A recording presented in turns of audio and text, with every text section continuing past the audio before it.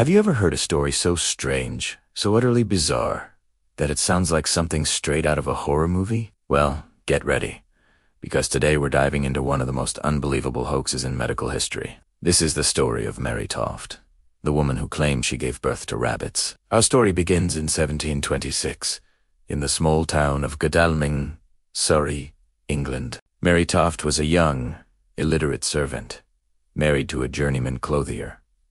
Life was tough, and the Tofts were poor. But in September of that year, Mary's life took a turn that would make her infamous across the entire country. After suffering a miscarriage, Mary began to experience something extraordinary. She claimed she was still pregnant, but not with a human child. Instead, she was delivering parts of animals.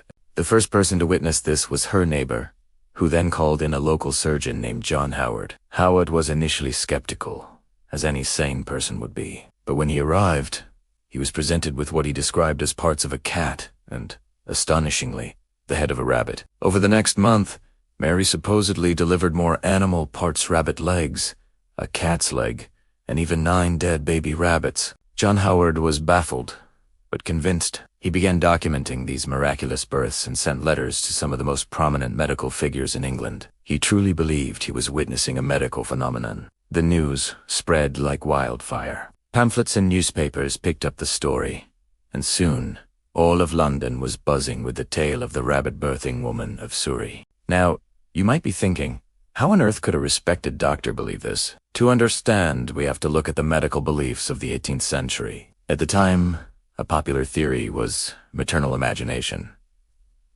This was the idea that a pregnant woman has strong emotions or thoughts could physically alter her unborn child. If a woman was frightened by a rabbit, the theory went, her baby could be born with rabbit-like features. Mary Toft herself claimed that while she was pregnant, she had been startled by a rabbit in a field and had craved rabbit meat ever since. For the doctors of the era, this provided a seemingly logical, albeit strange, explanation. The story reached the highest levels of society, even catching the attention of King George, intrigued and concerned. The king dispatched his own personal surgeon, Nathanael St. Andre, to investigate. St. Andre was a Swiss-German surgeon with a flair for the dramatic and a desire for fame. He traveled to Godalming, examined Mary, and witnessed one of these supposed births himself. He was completely taken in.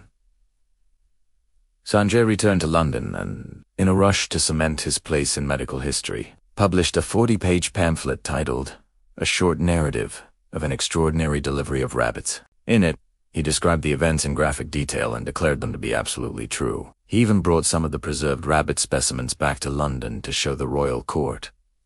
His endorsement gave the story immense credibility. The public was fascinated and terrified.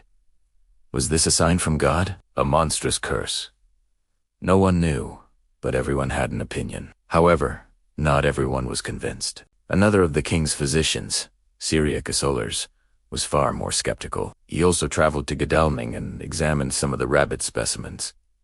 He noticed something odd. The dung pellets inside one of the rabbit's intestines contained corn, hay, and straw. This meant the rabbit had been eating normal food, which would be impossible if it had grown inside Mary's womb. Allers suspected a fraud, but St. Andre, whose reputation was now on the line, furiously dismissed his doubts. The debate raged on. To settle the matter, Mary Toft was brought to London for further observation. She was housed in a public bathhouse and watched around the clock by a team of prominent doctors, including St. Andre and another respected anatomist, Sir Richard Manningham. 4 days.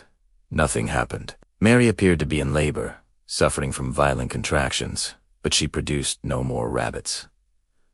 The pressure was mounting. Sir Richard Manningham grew suspicious. He threatened Mary, telling her he would perform a painful experimental surgery on her to find out the truth if she didn't cooperate. Meanwhile, the public's mood was shifting from fascination to ridicule. Jokes and satirical cartoons about the rabbit, Dacto St. Andre, began circulating all over London. The hoax finally unraveled, thanks to a sharp-eyed porter. The porter confessed to Manningham that he had been secretly smuggling small rabbits into Mary's room.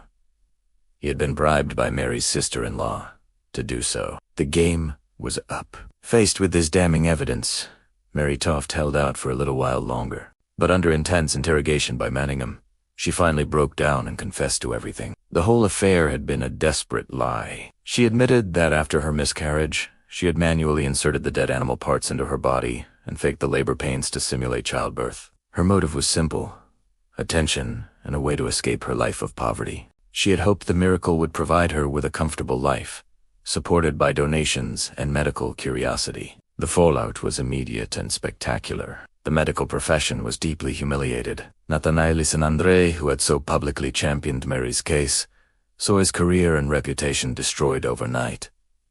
He became a laughingstock. John Howell, the local surgeon who started it all, also faced ruin. The entire affair exposed the gullibility and lack of rigorous scientific method within the medical community of the time. It served as a harsh lesson about the dangers of confirmation bias and believing what you want to believe, rather than what the evidence shows.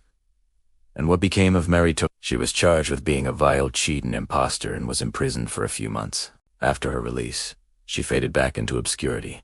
Her brief, bizarre moment of fame over. She lived out the rest of her life in relative anonymity, forever known as the woman who fooled a nation. The case of Mary Toft remains one of the most audacious and strangest frauds in history. It is a powerful cautionary tale about how easily experts can be deceived, and how mass hysteria can cloud judgment. It highlights a pivotal moment when medicine was caught between ancient superstition and the emerging light of modern science. So the next time you hear a wild, unbelievable story, just remember, Mary Toft and her rabbit's a reminder that sometimes the truth is far less spectacular, but much more important than the fiction.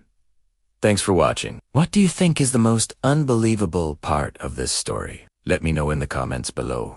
And if you enjoyed this journey into the weird side of history, don't forget to like, subscribe, and hit that notification bell for more strange tales. See you next time.